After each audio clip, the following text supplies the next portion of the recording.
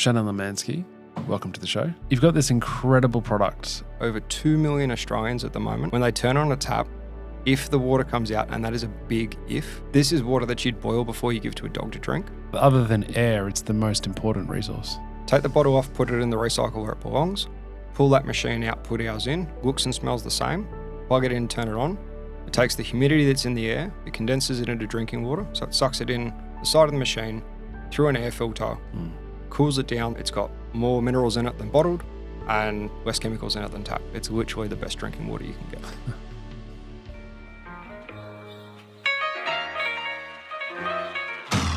Welcome to the Success Times Happiness podcast, a platform dedicated to engaging discussions with inspiring individuals aimed at nurturing personal development. I'm Richard Thompson, your host, a father, entrepreneur, world champion ultraman, and passionate about all things high performance.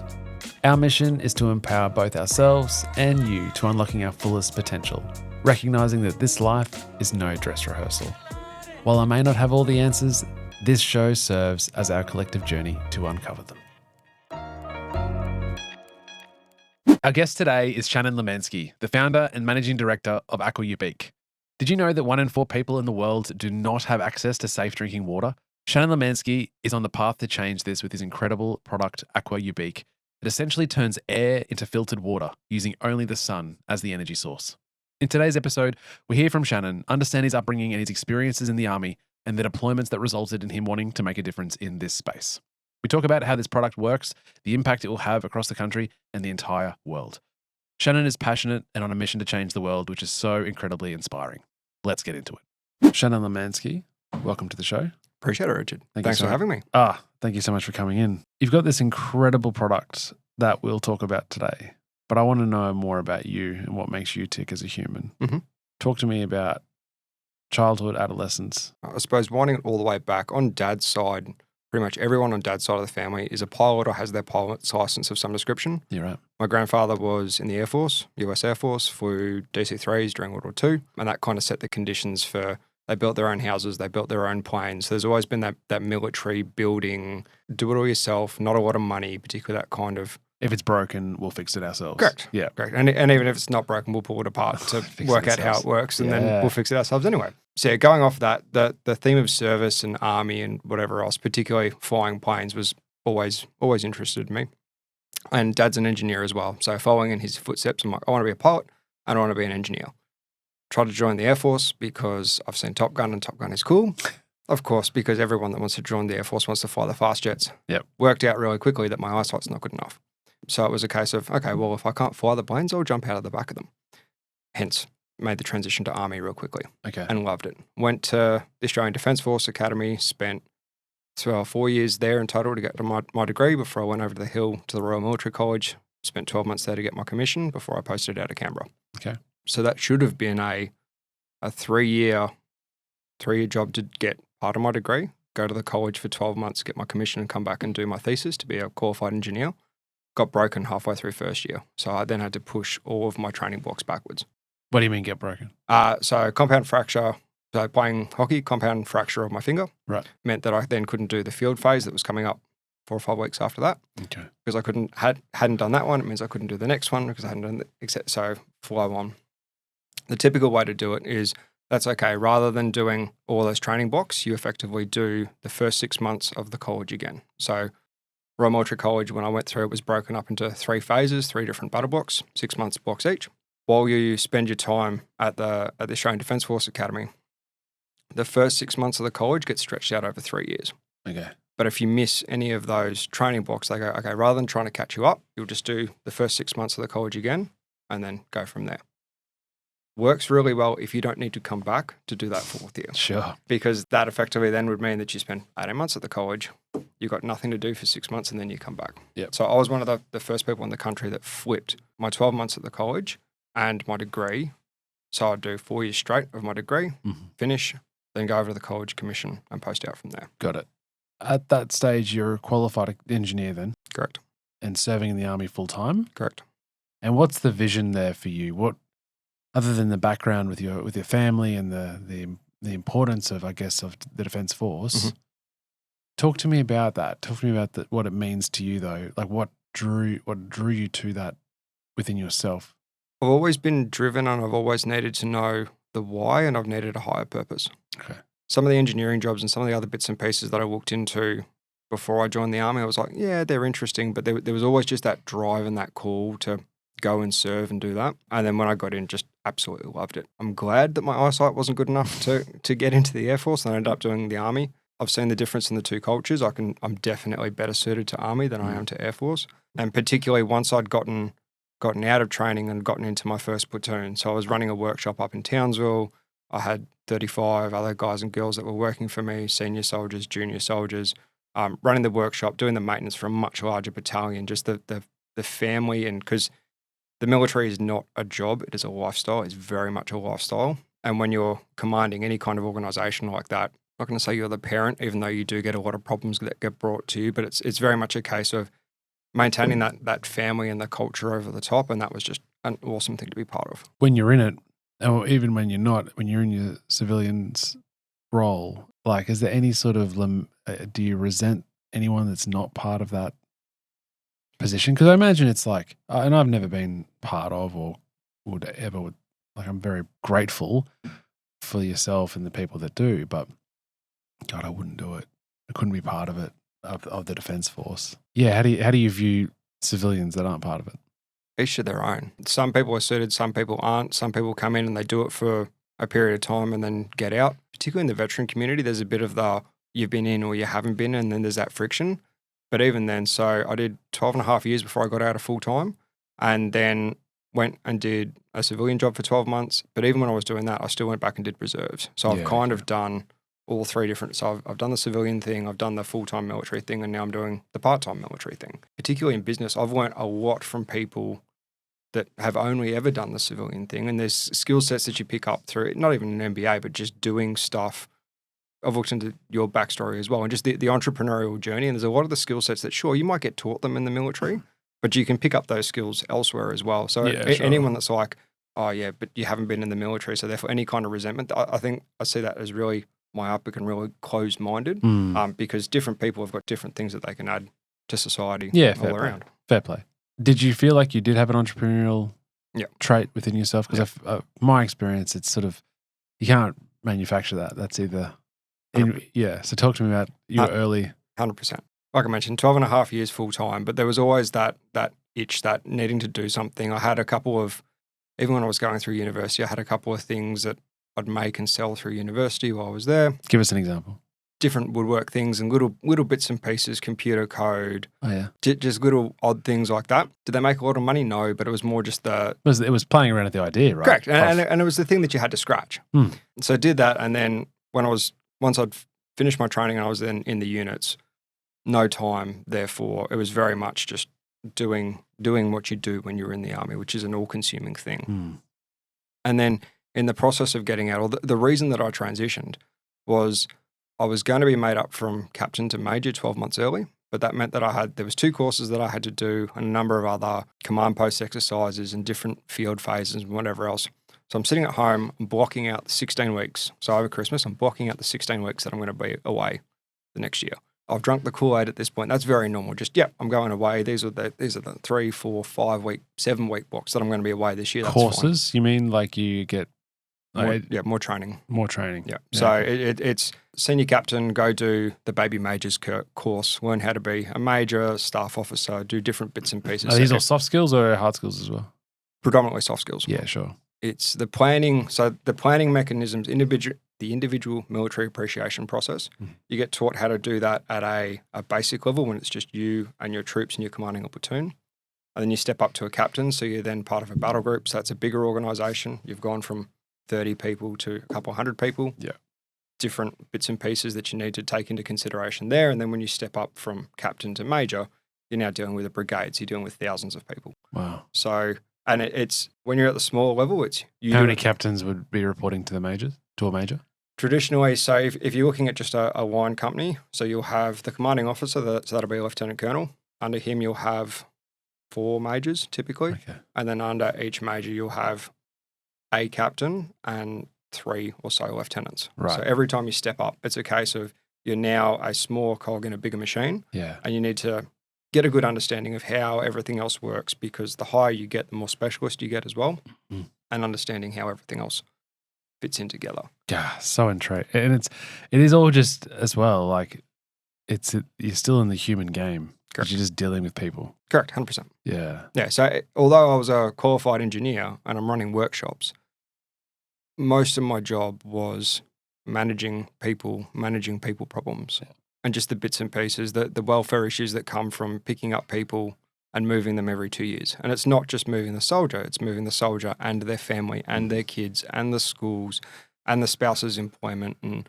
all those bits and pieces that the army does take care of people really well, but just the fracture of that kind of stuff, there's only so long that you can do that. Yeah, sure. Yeah, it got to the point that there was that one Christmas that I'm blacking out the 16 weeks and this is just normal. And at that stage, my then 6-month-old daughter crawled up to me in the study when I was blocking it out. And I'm like, no, like I'm only going to get first steps and first words once.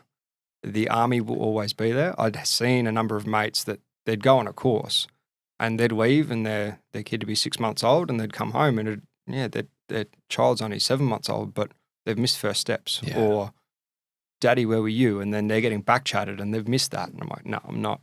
This is my one opportunity. I'm not missing that. The army will always be there. My daughter's only going to walk once. Yeah. So that was okay, I need to start looking outside and see what other options there are. I'd had quite a few mates that had had really good experiences getting out, and I'd had some that had had really bad experiences getting out as well. And I think a lot of the differentiator, going back to what you asked, where is that friction between civilian and military. The ones that particularly get out and, I'm owed something because I've been in the military, had a really rough transition. And the ones that got out and went, okay, I need to learn how to take the uniform off and be a real human now and de-robot a little bit, had a really good transition. Interesting. And I had a couple of really good offers that came up and I'm like, okay, this is a significant pay increase. It's now set hours. Consulting is not set hours, but I thought it at that stage, like these are opportunities that are too good to turn down and it means that I get to spend more time at home. So I made the jump. Went back in, told my boss, start of next year, I'm not going to just cut and run. Like it'll be very much a drawdown. So over the space of about 4 months, wound down, progressively went from 5 days to 3 days to 2 days to then I wasn't there. That's how I transitioned out. And the tours you were on whilst you were full-time? So the main one I did, there was an exercise over at Papua New Guinea. So I didn't do any of the trips over to Afghanistan, Iraq, and Timor was well and truly finished by the time I got in. Both Afghan and Iraq, had I not gone and gotten my degree, then I might have picked up the back end of those trips. But having done my degree and therefore my initial training being 5 years, all those big jobs are winding down. Yep. Over in PNG that was a 12-week exercise over there. What was the purpose of that? Every 12 months, the 3rd Combat Engineer Regiment, they're based in Townsville, they go over and they rebuild barracks, roads, schools, hospitals, just generally help rebuild some of the infrastructure that's over there. And it's very much a capacity building thing through the near region. So there was 120 soldiers over there and I was responsible for the logistics of keeping that contingent alive. So getting the food, getting the water, the fuel, dealing with the rubbish run because there was no garbage service, the porta potties, all the things that that we just take for granted around here because you can get a hotel and then you can get Uber Eats, didn't exist. Sure. So setting all that up, and that's actually where and I didn't realize how much of a life-changing experience it was until I got out and found the technology that I'm now playing with. Yeah, because that was pretty integral. 100%. That experience, right? 100%. So what was it about the access to clean water hit you the most? Because of the fact that we couldn't drink the water because it wasn't potable and it hadn't been tested, we had to get bottled water in. 120 soldiers requires quite a lot of bottled water, quite a few pallets of water, and therefore quite a few plastic bottles. Easiest way to get rid of the plastic bottles, crush them, chuck them in the truck, take them down the tip. I use the term tip really loosely. What I'm actually describing is house-high piles of garbage that are on fire and mud that's about 1.5 foot deep. So we've got trucks with pretty good ground clearance and these trucks are almost getting bogged getting in and out of the tip. Anyway, so we're there and we now start shoveling these crushed plastic bottles off the back of the truck and the locals that live at the tip come up to us. Please, sir, don't crush these plastic bottles. And I'm like, yeah, sure, not a problem. They're rubbish to us. I don't mind. What are you going to use them for? I expected the answer to be, we're going to sell them on the way in and out of town. So we're up in northwest Papua New Guinea, just outside of Lae. I'd seen quite a few plastic bottles for sale, empty plastic bottles for sale for a couple of cents on the way in and out of town. And they're like, no, if these bottles aren't crushed, we can catch more drinking water, which means that our kids don't have to have as much dirty, contaminated creek water. Like, well, that's a no-brainer. Go back and I tell the contingent, and I've been drilling into them for like 3 weeks, crush the bottles so I don't have to do as many rubbish runs. I'm like, nope, that's it. Change my mind. We're not doing that. Uncrushed bottles go down the tip. There was that. But then They catch more water, rainwater. Yeah, so if the bottle's uncrushed, they can siphon rainwater into it, they can catch it and they can store it. Got it. But yeah, fast forward 2 weeks from that incident. Because this activity happens every 12 months, the last 2 pallets of water you always put in the shipping containers and they stay over there. So it means for the next year, you open the containers and you got the first 2 pallets ready to go. Fortunately, we got the contract set up early enough that we didn't need to worry about the pallets that were left over from last year. However, these pallets had now expired. Yeah. Don't get me started on how The water expires. water expires in a plastic bottle, correct? Yeah. But yeah, so this water's now expired. So I'm now throwing out these fully unopened cases of water at the tip. The locals, funnily enough, think that we're absolutely nuts. Bit of a language barrier. I crack a bottle in front of them and neck it. No, it's not poison. There's nothing wrong with it. It's just expired, so we can't drink it. Again, that was one of those profound experiences that, particularly while you're over there, you're like, yeah, this sucks. And this is something that we'd never experience in Australia. But it was one of those, yeah, I'd do it and then go back to whatever the next job was that I needed to. And you kind of just file it and you don't think about it. But then a good 8 years after that, when I'm getting out of full-time service, I came across the technology that I'm playing with now, which is atmospheric water generation technology. It's water from air. When I first came across the technology, it wasn't even that P&G thing that I remembered. It was one of the last jobs that I did when I was full-time Army was as a amphibious logistics officer. So supporting a number of reconnaissance elements forward on the beach or forward up in the hills somewhere off our big grey ship. And those guys would be out there for days at a time. So if they're doing their reconnaissance job properly, they're not in contact, so they're not firing ammunition. They've got solar panels so they can recharge their batteries for any of their radios and whatnot. If you leave a soldier on the beach for 3 days without food, he'll be hungry and he'll be pissed off when he gets back to the ship, but he'll get over it. If you leave him on the beach with 3 days without water, he's dead. Water was by far the hardest thing to move around the battle space, particularly if the weather's bad, you can't get a helicopter off the deck, you can't get a landing craft out the back of the ship. How do you get water to the soldiers ashore? And that's where I'm like, this is particularly because Army's got quite a large amount of deployable field power that it can push out. Right, this is the easy solution. You park one of these next to the generator that we've already got ashore anyway, and you can generate the water there and I don't have to push it off the ship anymore. So that was the first angle. We grabbed this tech. This is also when I thought a product makes a company and makes a business, and I learned very quickly that is not the case. But let's grab this product, let's take it to defense and sell it to defense. And we're still on that journey. Even though we thought, okay, we're ex-Army, we know how this system works, this will be really easy. Newsflash, it's not easy. So therefore, before the company went bankrupt, because we're like, we need to not have all our eggs tied up into one customer, let's diversify. Obviously, I knew about the problem in P&G. One of my good mates, he has a similar story from Interfet when he was in East Timor. Same thing again, pallets of bottled water that had expired, but they got told that they couldn't leave it out the back of the barracks and have the locals just take it into their houses because it was too high of a risk because someone might get sick. They had to slash the bottles and then burn the plastic on a job where we're meant to be over there helping the people. So both of those stories were like, okay, we know that there are significant drinking water problems in the near region, but just before we go overseas, let's just double check that there's nothing wrong in Australia. First world country, 26 million people. The Australian government told the UN in 2021 that we've ticked off UN Sustainable Goal 6 and that everyone has clean water. Richard, today in Australia, how many people do you think don't have access to safe, clean drinking water? Percentage of population? Yeah, or number, either or. I would say 1% is my guess. Try 8. Over 8. Over 2 million Australians at the moment. Almost 1 in 10 people. Correct. When they turn on a tap, if the water comes out, and that is a big if, it's got unsafe levels of fluoride, it's got uranium, it's got arsenic, it's got E. coli, it's saltier than the water that's down here at the beach. Yeah, like chlorine. This is not even chlorine, just so not even chlorine. Salt. Yeah. This is water that you'd boil before you give to a dog to drink. I definitely wouldn't be bathing my 3-year-old in it, and you can't drink it. And unfortunately, in a lot of these communities as well, because they're remote, bottled water is more expensive than soft drink. So guess what? The kids aren't drinking. For sure. So therefore, that's where the dental issues and the kidney problems and the heart issues and all the other long-term health issues come from. That's killing the health system as well. Correct. Yeah. So found this problem and went, okay, so this is a real world, really a real juicy problem that I can sink my teeth into. Yeah. Where did you come across the technology initially? On a podcast. Okay. Yeah. So I listened to quite a few different podcasts, and at the point when I was getting out, Mark Boris does 2 of them. Mhm. And on one of his, he was actually talking to some guys that had brought some of this technology over to Australia. And I found that, heard it and went, yep, grab that, take it to the military. Dug into it a bit more and went, oh, okay, so there's not just one supplier of this. This tech has been around for 25 odd years. Right. But one of the biggest issues is the tech's not cheap. And therefore, although it can have life-changing implications in some of these communities, the people that need it can't afford it, and the people that can afford it on the East Coast don't need it. Yeah. So like, right, how do I turn that on its head such that the people that need it can get it, and the people that can afford it, there's actually a real world commercial benefit for them? Because yeah, you can put a social spin on it and you can put an environmental spin on it, and that is all well and good.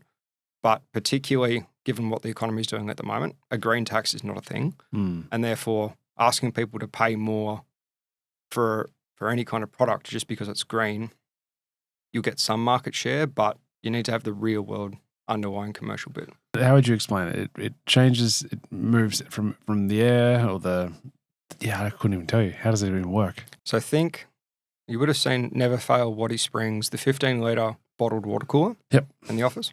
Take the bottle off, put it in the recycle where it belongs, pull that machine out, put ours in, looks and smells the same, plug it in, turn it on. It takes the humidity that's in the air, it condenses it into drinking water, so it sucks it in the side of the machine through an air filter, cools it down so that way the water drops out of the air, puts it through a 7-stage filtration process, so therefore any nasties that might have still been in it gets taken out. All the good stuff that needs to be in there, all the minerals, so that way it doesn't go straight through your body, gets put back in. Goes past a couple of UV lights, so that way any bacteria or other pathogens are dead.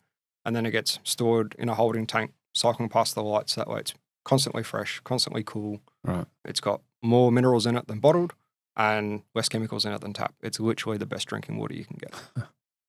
And what is needed for those communities that can't afford it? Electricity.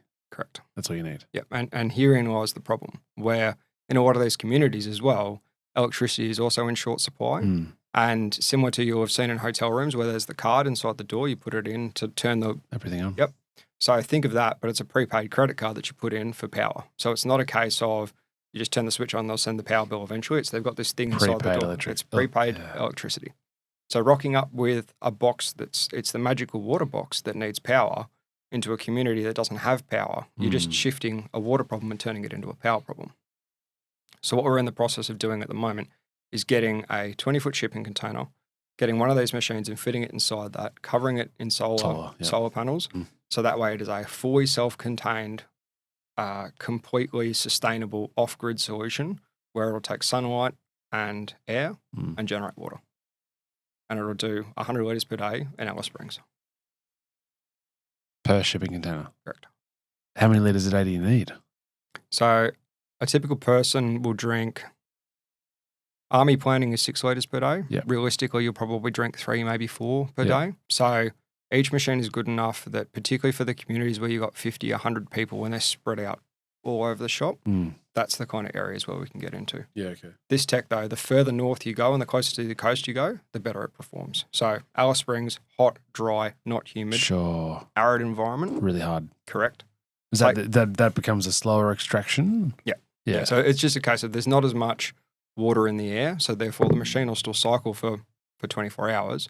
There's just not as much water for it to extract. Because of how dry the air is. Correct. Yeah, okay. You go up onto the Cape in North Queensland though, you're now looking at 350, 400 litres a day for the same machine. Yeah, so it's very much a case of understanding what the climatics are and therefore where you can position them or how many machines you need for whatever the dependency is. Talk to me about then, you've got this solution, right? In the same sense for the Papua New Guineas and the Timors where you've got the shipping container, the solar panels, it's fully self-sufficient and solves all the problems.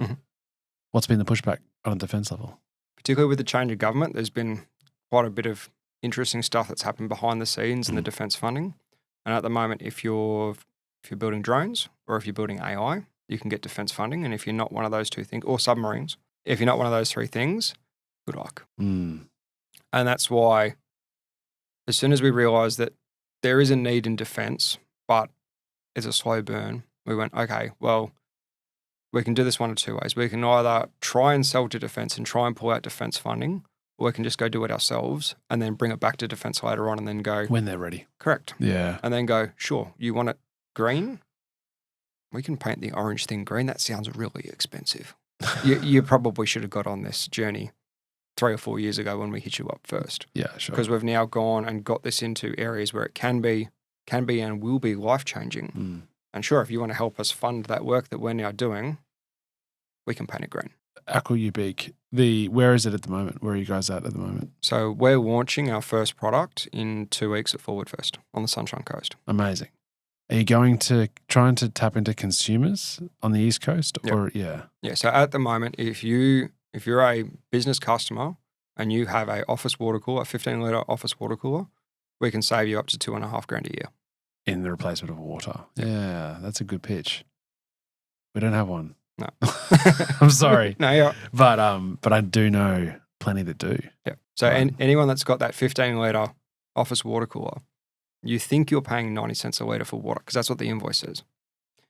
But then by the time you deal with the delivery guy and moving the bottles around and cleaning the machine and changing the bottles over and paying the invoice, and if they get the order wrong, then you got to deal with the delivery guy a second time. Mm. That's all time that adds up really quickly. And there's an opportunity cost associated with that. So you take the 2 to 3 hours of staff time a month and you add that onto the cost of your water. Yeah, sure. You're now paying $2.35 a litre. Yeah. If you want the cheapest water you can get, go to Woolies. You can get it for 65 cents a litre in a really not sustainable plastic bottle that you then got to deal with. Yeah. So the cheapest one is not sustainable. You've got probably the most expensive option you possibly can, which is a 15-litre bottle. So we've deliberately positioned ourselves in between the two, where we're more expensive than the Woolies bottle, but we're a lot more sustainable, and we're cheaper than the other one and more sustainable than that as well. So you've got the machine, trying to paint the picture here for a business consumer. You've got your water cooler. Mm-hmm. Is it a complete replacement or it's a complete replacement? Yep. So that would get kicked to the can. Yep. And you guys come in and put your own water cooler in there. Yep. We offer them on a subscription that deals with all the maintenance, all the filter changing, all the everything else. Yep. Because at the end of the day, all the consumer cares about is you push the button and the water comes out. Yeah, sure. So we deal with everything else. It'd have to be a huge play on every business on the green tick, right? Correct. That's got to be a huge leg up for you guys to go, well, yeah, look, it's probably not going to break the bank if you stay with the current situation, but you can't say to the team or as a PR bit that we're now for pulling the water out of the air. Yeah. And what we do as well, so there's a couple other competitors, particularly overseas, that they lean really heavily on that environmental bit, and that here you're helping eliminate plastic bottles, and that is true. But I'm not even going to say we're leaning on it more. I go back to the technology's expensive for the communities that need it. So the people that need it can't afford it, but the people that can afford it don't need it. We've positioned it such that we can save the people that don't need it. We can save them $2,500. So now they do need it because there's a real world impact there. And in getting the machines on a subscription, that gives us the resources we need to finish building these big machines and get them into community where they need to go. So where is that bit? How is that related? So you certainly see like Tom's Shoes, where that was an initial launch in San Francisco, where it was like every pair of shoes you buy, we will donate the same pair of shoes to Cambodia, or to, like, it was such a social exchange. Mm-hmm. How is that relationship between what you guys are trying to tap into on the business level to what the social enterprise and what you're trying to achieve in Far North Queensland and Central Queensland, Central Australia? Yeah. So the big machines will be online January 2027. So we're still, at the moment, we're still in the R&D phase, and we're pulling them all together.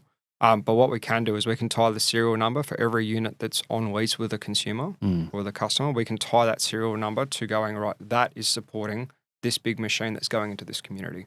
Yeah. Which therefore means, because the other issue, when I was setting all this up, and we went, okay, well, we can set it up as a charity. And charities do a lot of really good work.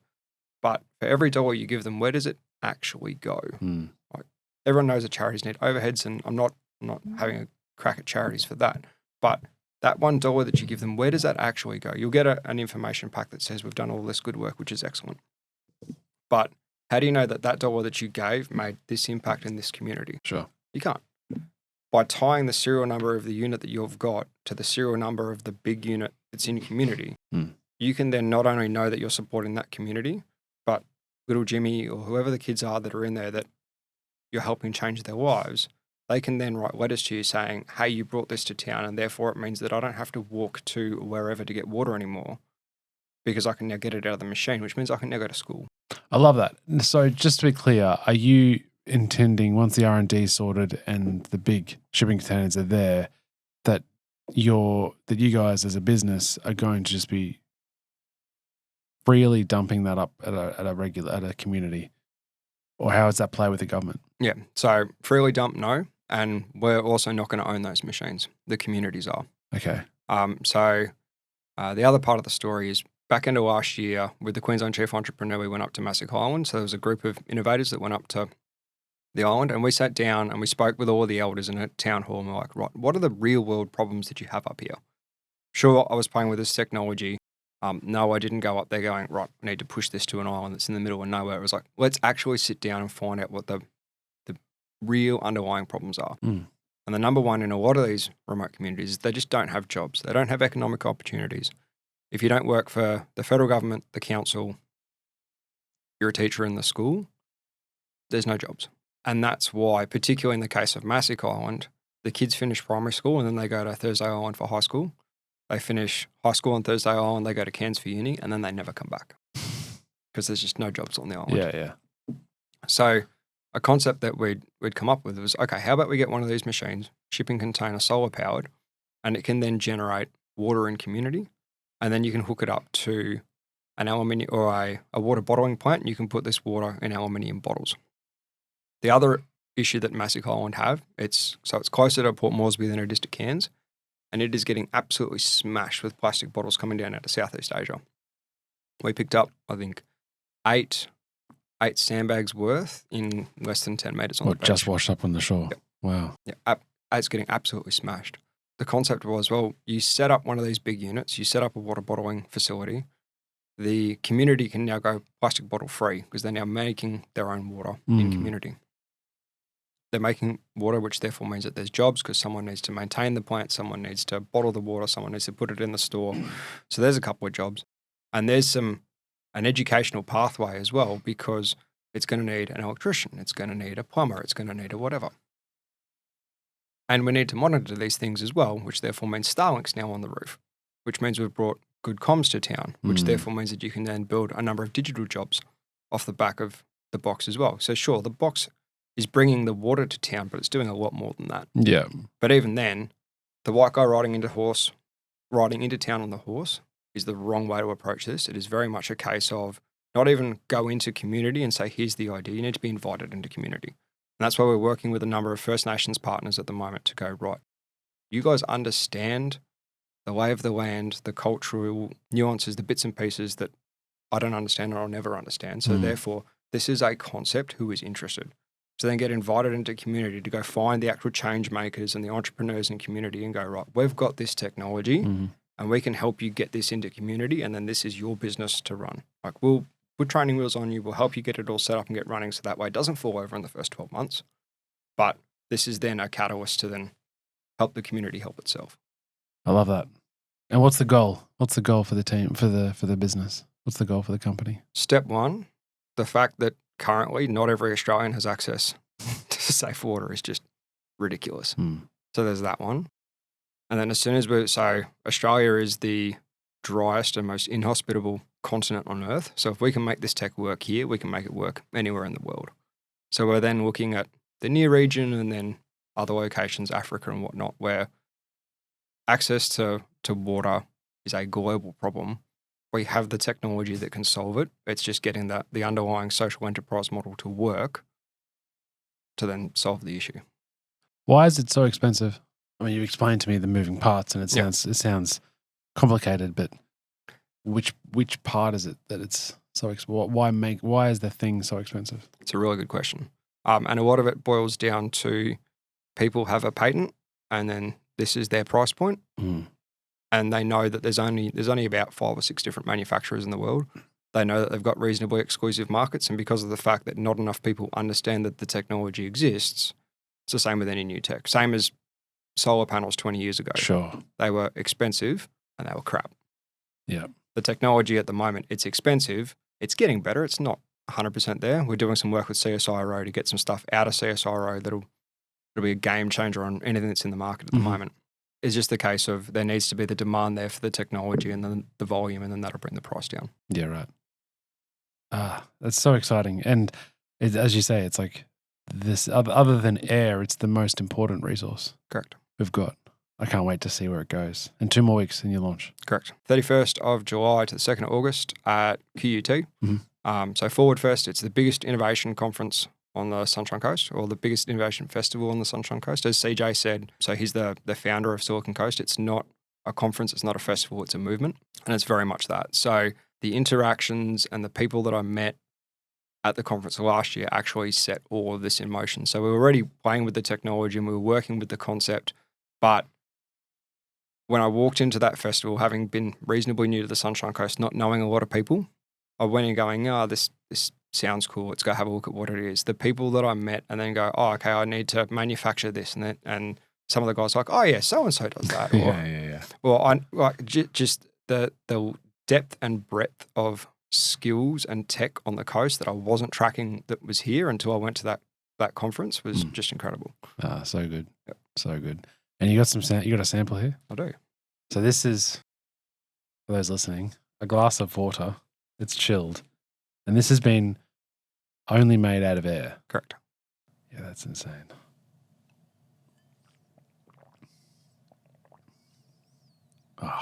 That blows my mind. That I don't know which part of it, whether it's, I think it's because the technology has always been there. Yep. But not readily available. Correct. And I remember even the state government up here, I don't know when it was sort of like after 2000, and the state was in like a 15-year drought. I might be exaggerating with that, but showers were down to like 2 minutes a person per household because of the water shortage. And the politicians were getting slammed because there was no forward thinking about rescuing Brisbane from it. And they had desal plants ideas and pipeline ideas, and it was all too late because, no one wants to make that decision to invest in water supply, and it's only questioned when we're in significant drought. Correct. And it's, in fact, the weather saved them because it rained a lot at some point and we were back to where we were. But I'm so surprised that at that point in time, this wasn't discussed, or it's not a common idea, because until, you and I started communicating, I didn't even realize that the technology existed. Exactly. And that's why I was amazed. So when I first came across it, I'm like, this has got to be new and emerging tech that I've never heard about. Yeah. And then I dug back into the history. I'm like, this has been around for quite a while. And the underlying issue for it is the energy efficiency, the amount of power that it draws. And you can pull that now off solar and whatnot. So therefore, we don't need to worry about where that power is coming from. But it's very much how much does that power cost? And therefore, that's the direct cost for how much a litre of water is. Yeah, right. So we know at the moment that where the technology is today, it is cheaper, but only slightly cheaper than bottled water. So this is not a complete water solution. You wouldn't flush your toilet with bottled water. You wouldn't have a shower with bottled water. So therefore, at the moment, if you're not using this water for drinking, arguably it's too expensive for anything else than that. Yeah. And that's why we're working with CSIRO to pull some tech That's out. just the power to do it rather than the filters and the... Yeah, correct. If you took the power out of that equation? Oh, yeah. So the filters and everything else are reasonably cheap comparatively. No, sorry. So if you had a household that was running this Aqua Ubique water for the entire household and it was done solely on powered solely on solar, would the water be less expensive than council's cost for the water or more? Depends on, so then you'd have a big expensive machine. So therefore, how many years are you depreciating that over? And that's why we know that if we can get a machine that's more efficient, so therefore it uses less power, so therefore it means less solar cells, it brings the whole price per litre down. And that's why at the moment we have machines that you can fill a rainwater tank while the sun shines. You're going to need a massive solar farm to do it, but it is possible. And that's why we're doing some stuff with CSIRO to then get a more efficient engine out of CSIRO. So that way we can fill water tanks while the sun shines, and you don't need acres of solar farms to do it. Yeah. And that's also, so Project Aqua Solar, which is that 20-foot container that we spoke about, effectively what we're doing is we've got a manufactured engine that we're getting from overseas currently. And to use the analogy of a car, so we're importing the engine, we've got the chassis, which is the 20-foot shipping container, we've got the powertrain, which is the solar cells. Once we get the engine out of CSIRO, we can then exchange the engines, and we now have a much more efficient engine that we're putting in. Yeah, sure. And I'm sure that as the business grows and as solar panel technology improves, that's only going to be upside for you guys. Correct. Yeah. It's very much because a lot of people have written this technology off and gone, it'll never happen. A lot of people wrote Elon Musk off and said that EVs weren't possible. A lot of people wrote off solar and said that it wasn't possible. It wasn't 20 years ago. Yeah. It's very much a case of the technology it's a good start and we're just improving. I'm impressed and I can't wait to watch on the sidelines just to see you guys go to the moon. So appreciate you coming in. Awesome. Before you go, 5 questions. So, quick fire questions that I ask every guest. First is, what does success mean to you? Short term, it's making sure that every Australian can access drinking water. Long term? Fixing the water problem globally. That's a great answer. What does happiness mean to you? Happiness is spending time with the family, not always working ridiculous hours, but it's knowing what your why is and working on your why, because that way you can do the ridiculous hours and you can do it for... Well, it's not work then. Correct. Yeah. 100%. It's a pleasure, or it fulfills that purpose. Yep. I like that. A book that you would recommend people to read. So 12 months ago, I didn't know what sales or marketing was. I knew logistics, I knew products. I didn't know sales or marketing. Sell Like Crazy by Sari Subri. He was the board guy on Shark Tank. Really, really good to take you through what is a sales funnel, what is a marketing funnel, and how the two tie together. Great. 4 people, living or dead, you'd invite to dinner, not friends or family. Branson would be one. Mark Boris would be another. It's a common theme here. Yeah. Well, entrepreneurs, you For can't sure, help yourself. right? Yeah. I'll have to take the other 2 on notice. Okay, fine. Finally, a guest that you think we should have on the show. So have you had Gavin Keeley? So he's currently the chair of Regional Development Australia, Moreton Bay and Sunshine Coast. Okay. And he's doing a lot of really good work on the Sunshine Coast between him and Craig Josick, who is the founder of Silicon Coast. They've got a vision for launching, I think it's 100 unicorns off the Sunshine Coast in the next 10 years. Yeah, okay. That's cool. Yeah. Shannon, thank you so much for your time, mate. It's been great. And I can't give you more luck and wish you well for what's going to happen. Appreciate it. Thanks, Richard. Cheers. That was another episode of the Success Times Happiness podcast. Next time you're at the water cooler at work, be sure to tell your colleagues all about the show. We really appreciate the support. Until next time, peace.